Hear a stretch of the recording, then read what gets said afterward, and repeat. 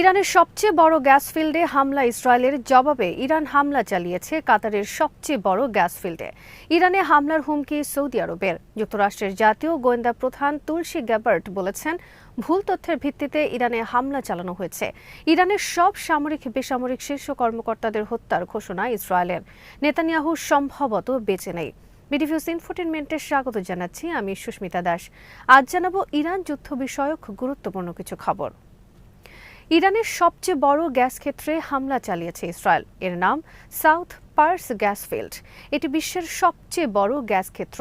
ইরানের প্রয়োজনীয় গ্যাসের 70% সরবরাহ করা হয় এই গ্যাস ক্ষেত্র থেকে। বুধবার ইসরায়েলের মিসাইল হামলায় ব্যাপকভাবে ক্ষতিগ্রস্ত হয়েছে পারস্য উপসাগরের তীরে অবস্থিত এই প্রাকৃতিক গ্যাস ক্ষেত্রের। বুধবার ইরানের সবচেয়ে বড় এই গ্যাস ক্ষেত্রে হামলার পর রাতারাতি জ্বালানি তেল ও প্রাকৃতিক গ্যাসের দাম বেড়ে গেছে আন্তর্জাতিক বাজারে। বুধবার প্রতি ব্যারেল অপরিশোধিত জ্বালানি তেলের দাম বেড়ে দাঁড়ায় $110।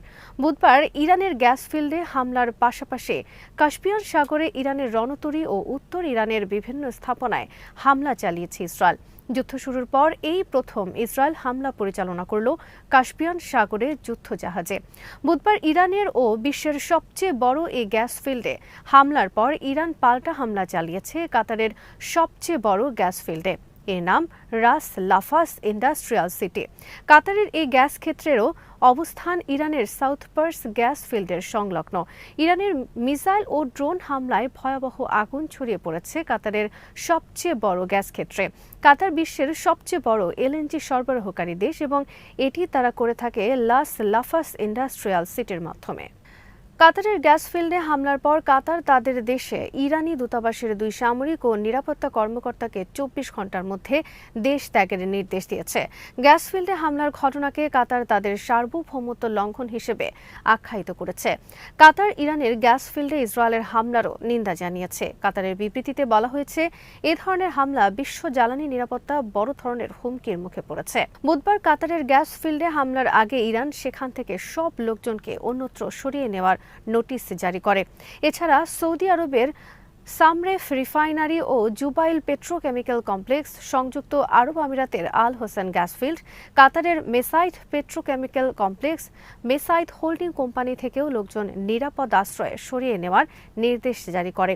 ইরানের হামলার ফলে সংযুক্ত আরব আমিরাতের প্রধান বাব অয়েল ফিল্ড এবং হাফসানা গ্যাস কমপ্লেক্সে গ্যাস উত্তোলন সাময়িকভাবে বন্ধ হয়ে যায়।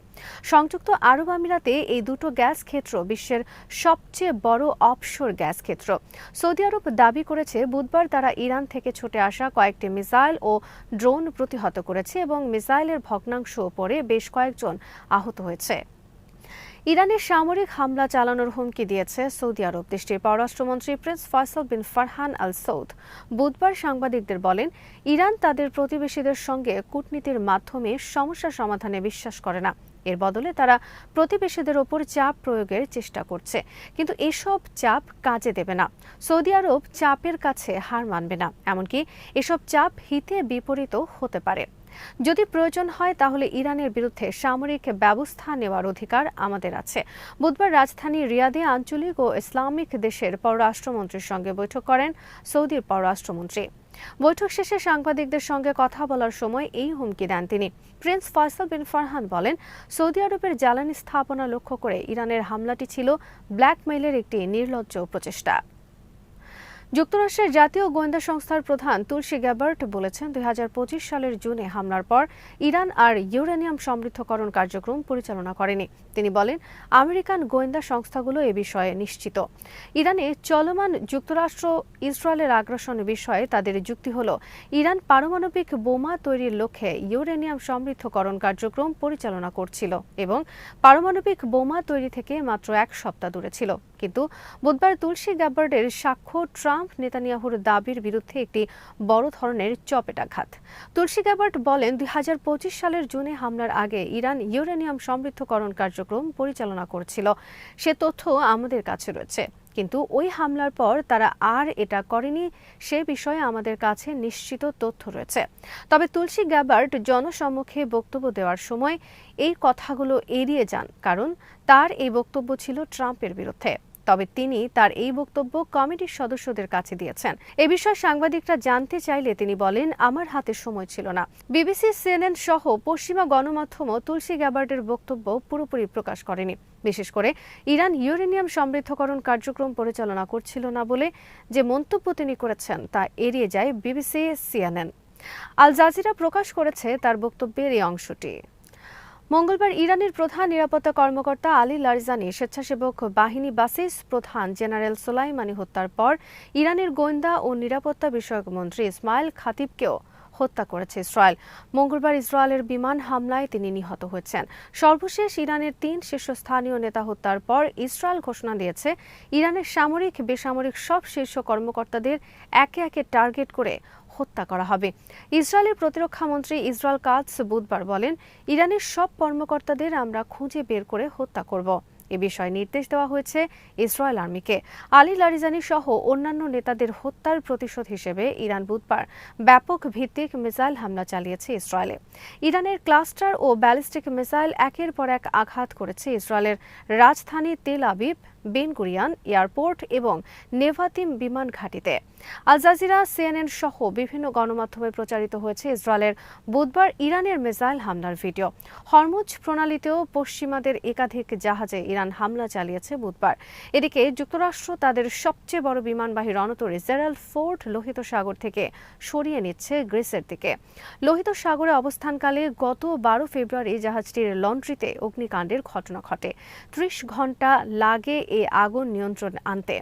জাহাজটি মেরামতের জন্য সুয়েজ খাল হয়ে ভূমধ্য সাগর পাড়ি দিয়ে গ্রিস উপকূলে পৌঁছাবে। গোটা বিশ্বে এখন সবচেয়ে আলোচিত প্রশ্ন হলো ইসরায়েলের প্রধানমন্ত্রী নেতানিয়াহু কি জীবিত না মৃত সেটি নিয়ে। নেতানিয়াহু জীবিত এটা প্রমাণের জন্য মরিয়া হয়ে চেষ্টা করছে ইসরায়েল সরকার। সে কারণে পরপর 2টি এআই বা ভুয়া ভিডিও প্রচার করেছে। ঘটনার পর তার জীবিত থাকা নিয়ে তীব্র বিতর্ক দেখা দিয়েছে। সবার মনে সন্দেহ এখন তীব্র, তিনি আর বেঁচে নেই। সে খবর আড়াল করতেই একের পর এক এসব ভুয়া ভিডিও ছাড়া হচ্ছে। অনেকে দাবি করছেন ইসরায়েলি প্রধানমন্ত্রীর মৃত্যু হয়েছে বলেই তাকে জীবন্ত প্রমাণ করার মরিয়া চেষ্টা চলছে। নেতানিয়াহুর মৃত্যু একটি বড় ঘটনা এবং পরাজয় এড়াতে ও ইসরায়েল আর্মির মনোবল ধরে রাখতে ইসরায়েল সরকার তার মৃত্যুর তথ্য গোপন করে রেখেছে। তবে শুধু ভিডিও নয়, নেতানিয়াহু যে বেঁচে নেই এই জল্পনা ছড়ানোর আরও অনেক কারণ রয়েছে। গত সপ্তাহ থেকে টিভিতে সরাসরি কোনো বার্তা দিতে দেখা যায়নি নেতানিয়াহুকে। আবার নেতানিয়াহুর পুত্র ইয়াইর নেতানিয়াহু সবসময় সমাজ মাধ্যমে সক্রিয় থাকেন। দিনে বহু পোস্ট করেন তিনি। রহস্যজনকভাবে ইয়াইরও একেবারে চুপ। সমাজ মাধ্যমে গত 9 মার্চ থেকে তিনি নিষ্ক্রিয়। আর সেই বিষয়টিও নেতানিয়াহুর মৃত্যু জল্পনাকে আরও উস্কে দিয়েছে।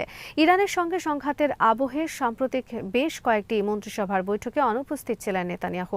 সংবাদ মাধ্যমের প্রতিবেদনের দাবি, টানা 7টি বৈঠক এড়িয়ে গিয়েছেন তিনি, যা তার স্বাস্থ্য এবং অবস্থান সম্পর্কে প্রশ্ন তুলেছে। এদিকে সামাজিক যোগাযোগ মাধ্যমে ছড়িয়ে পড়া একটি খবরে বলা হয়েছে নেতানিয়াহু ইরানের হামলায় নিহত হয়েছেন এবং তার স্থলে উপপ্রধানমন্ত্রী ইয়ারিভ লেভিনকে প্রধানমন্ত্রী নিযুক্ত করা হয়েছে। বুধবার ইসরায়েলের রাজধানী তেল আবিবে বিক্ষোভ অনুষ্ঠিত হয়েছে নেতানিয়াহু সম্পর্কে প্রকৃত খবর প্রকাশের দাবিতে।